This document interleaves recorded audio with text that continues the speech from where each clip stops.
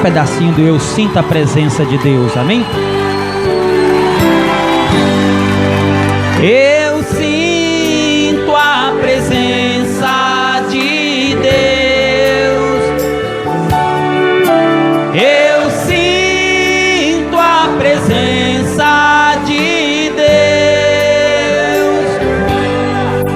Eu sei que Ele não me esqueceu. Eu sinto a presença de Deus. Mais uma vez, todo mundo, vamos lá. Eu sinto a presença.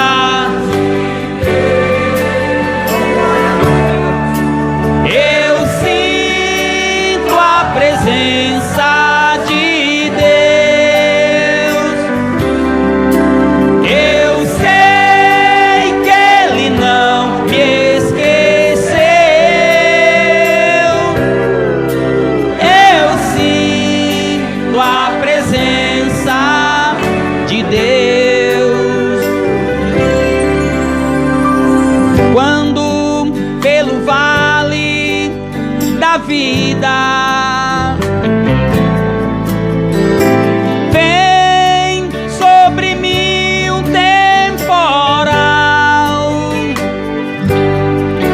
eu sinto as mãos de Deus estendida junto a mim e não temo o mal. Vamos lá, todo mundo, vamos lá. Eu sinto a presença de Deus. Eu sinto a presença de Deus. Eu sei que Ele não me esqueceu. Eu sinto a presença de Deus. Segundas Crônicas 32, 2. Vendo, pois, fique todo sobre teus pés, em reverência, você que pode ficar. Vendo, pois, Ezequias que Senaqueribe vinha, e o seu rosto era de guerra contra Jerusalém, teve conselho com seus príncipes e varões, para que tampasse as fontes de águas que havia fora da cidade, e eles o ajudaram. Assim muito povo se ajuntou e tampou todas as fontes, como também os ribeiros, que se estendia pelo meio da terra, dizendo, porque viria o rei da Síria e acharia tantas águas.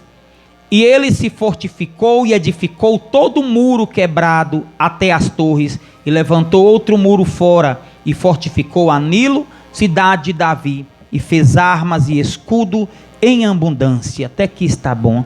Levanta a mão para o alto, diga assim, meu Deus.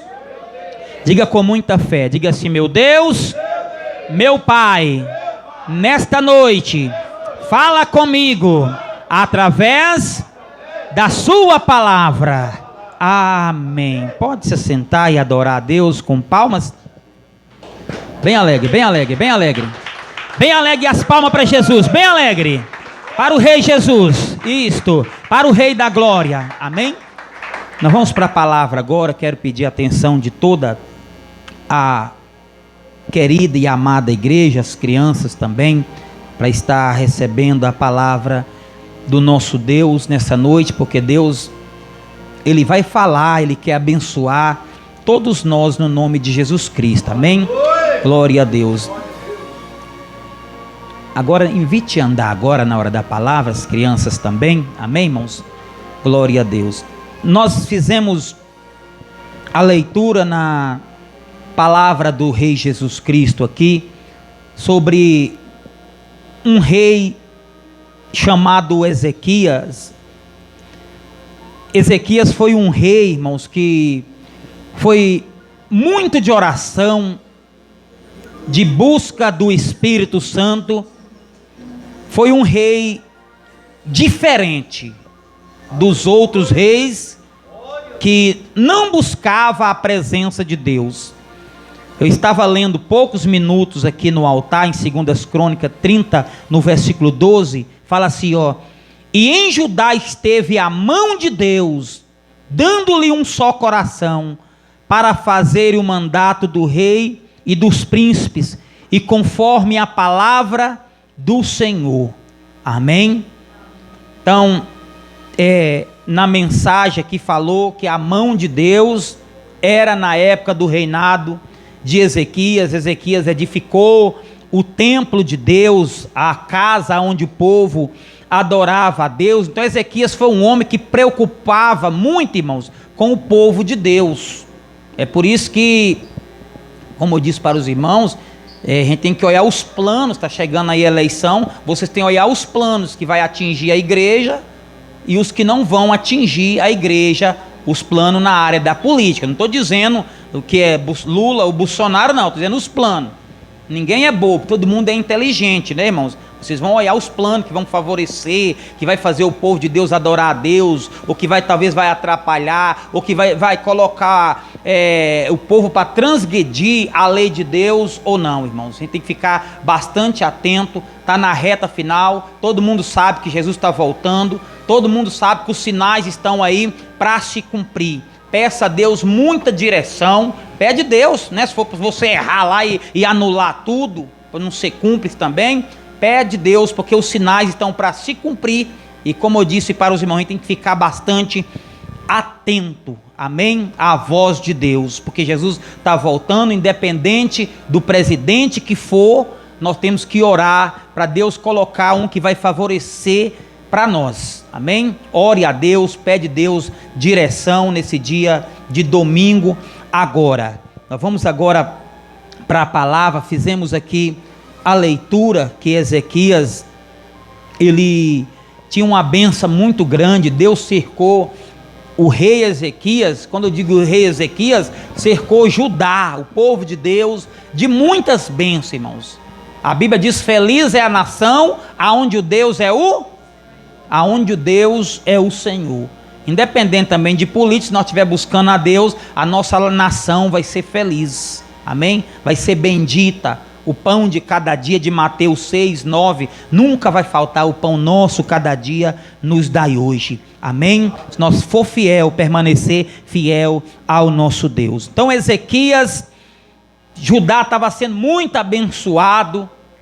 Ezequias, o rei, estava colocando o povo para ter comunhão com Deus, ter contato com Deus, busca do Espírito Santo de Deus, edificando os templos, né?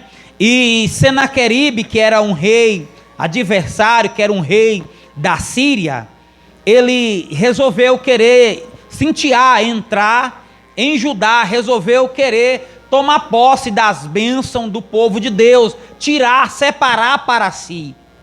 E quando estava sobre o plano de Senaqueribe, as notícias, irmãos, chegaram até Israel, chegou até o rei Ezequias. Chegou até o rei Ezequias a notícia que Senaqueribe viria trazer um exército enorme, ia tomar posse daquele ribeiro, daquelas águas, das fontes de água, irmãos, porque de primeiro tinha muita sequidão também. Tinha lugar próspero, tinha lugar seco, tinha lugar que a mão de Deus pegava para pesar, como na época de Elias, né? Que o povo pecou contra Deus. Deus deixou uma sequidão muito grande, terrível, vir sobre Israel, a qual ficou muitos anos, né? Mais de 3 anos, uma sequidão tremenda, até que o profeta Elias chegou lá para profetizar chuva. Ele já tinha profetizado o céu cerrado, sem chuva. Depois Elias profetizou chuva, né? Tem até aquele hino: vejo uma pequena nuvem do tamanho da mão do homem. Foi uma mensagem que aconteceu. Elias falou: moço, olha para o céu. E ele olhava, não via nada. E diz: vai lá e faz 7 vezes em cima do monte. E a hora que ele voltou, disse: Elias, agora eu vejo. Ele diz: o que tu vês? eu vejo uma pequena nuvem do tamanho da mão do homem. Elias disse: vai chover. Deus vai mandar chuva. Quando a gente obedece, Deus manda chuva, manda prosperidade, manda bênção, irmãos. Amém? Acabe não queria buscar a Deus, por isso Deus deixou uma sequidão muito grande vir sobre Israel naquela época. E Ezequias, aqui chegou a mensagem para ele, que Senaqueribe viria, que Senaqueribe ia entrar, ia separar, ia tomar as bênçãos, né?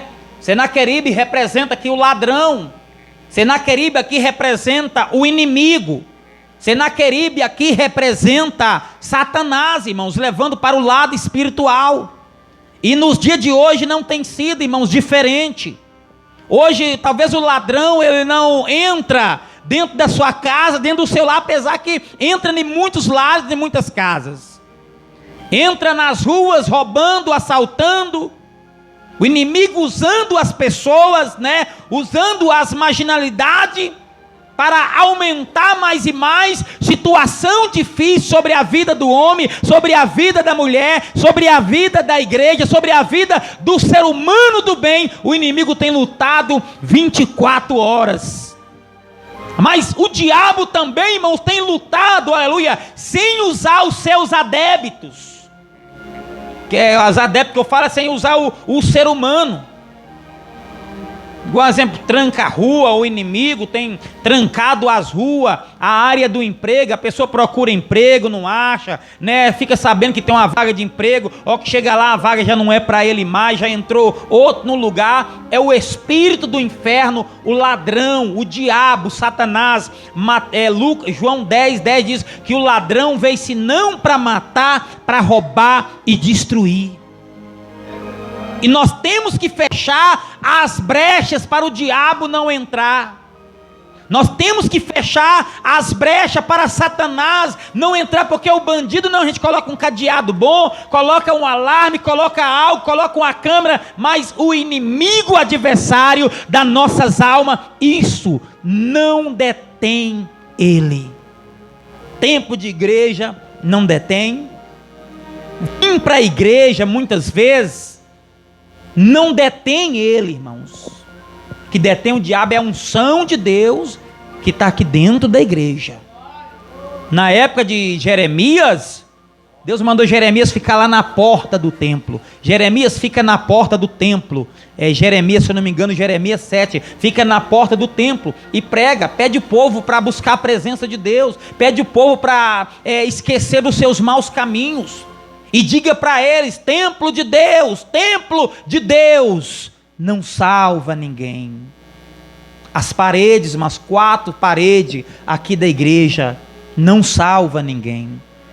A minha vinda aqui na casa de Deus não me salva, não salva você, não salva você, meu amado irmão, minha amada irmã, por nós somente vir, por nós somente comparecer aqui, por nós somente entrar aqui dentro da igreja, ouvir um louvor abençoado, ouvir uma pregação abençoada, uma oração forte, até arrupiar e dizer: eu senti a presença de Deus. Mas o mais importante é nós ter sobre a nossa vida 24 horas a presença do nosso Deus. Isso sim vale a pena sobre a nossa vida. É isso que Deus dizia para Jeremias: templo de Deus não salva ninguém. Jesus Cristo que salva, a unção permanente que salva. Amém? Então o inimigo, irmão, nessa mensagem queria roubar, tomar para si. E Ezequias recebeu conselhos. Chegou o mensageiro e disse a Ezequias: vindo Senaqueribe, vendo pois Ezequias que Senaqueribe vinha, e o seu rosto era de guerra. Aqui fala: vendo pois Ezequias que Senaqueribe vinha, e que seu rosto era de guerra contra Jerusalém, teve conselhos, e os seus príncipes e os seus varões, para que tampasse as fontes de águas que havia fora da cidade, e eles o ajudaram. Ezequias teve um conselho: olha, o inimigo vai vir, o adversário vai chegar, e essa fenda aí, esse muro rachado, não está escrito com essas palavras, mas o que Ezequias fez foi isso.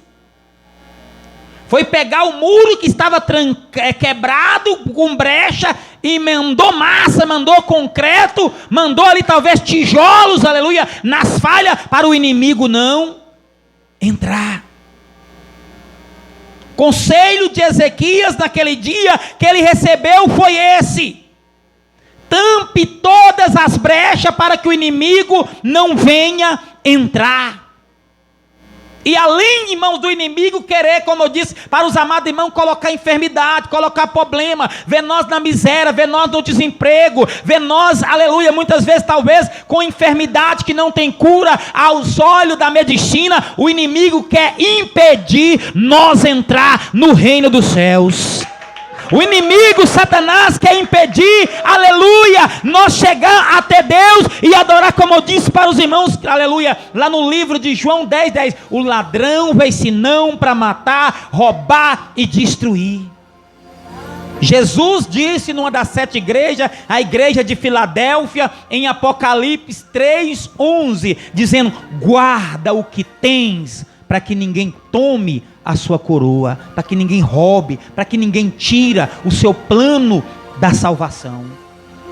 Guarda, quando Jesus estava dizendo para a igreja: guarda o que tens, para que ninguém tome a sua coroa, Jesus estava dizendo: guarda em oração, guarda o seu propósito, guarda o seu depósito, vamos guardar, aleluia, a nossa fé, vamos guardar a obediência a Deus, vamos guardar, não perder, aleluia, a comunhão que nós temos com Deus de estar aqui na igreja, irmãos, aleluia. Nós temos a oportunidade, quando você tiver uma oportunidade para estar aqui, fique aqui na casa de Deus, vem para adorar a Deus, vem para buscar a Deus, porque quando você está orando, clamando, exaltando a Deus, Deus está guardando a tua casa, Deus está guardando a tua família, Deus está guardando, aleluia, os teus projetos, os teus planos. Eu estava pregando, pastor Alberto, quarta-feira, lá no bairro Cachoeira, quando de repente o Espírito Santo de Deus mandou dizer assim: olha, diga para aquela mulher que Deus está entregando um grande livramento de um gravíssimo acidente. A mulher levantou a mão, tomou posse para o seu esposo, quando de repente na estrada, irmão, o seu esposo estava andando, quando de repente uma batida, Deus guardou ele sem nenhum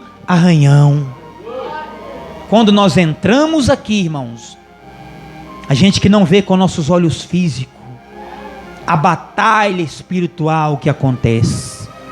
Só de você programar lá na sua casa para vir para a igreja, vocês vê, a gente já vê tanto impedimento, tanto embaraço, é aquela luta, chega alguém, é aquela batalha, um para na rua, quer conversar com a gente, então a gente tem que passar fugindo do povo para chegar na casa de Deus, irmãos. É uma peleja, uma batalha espiritual.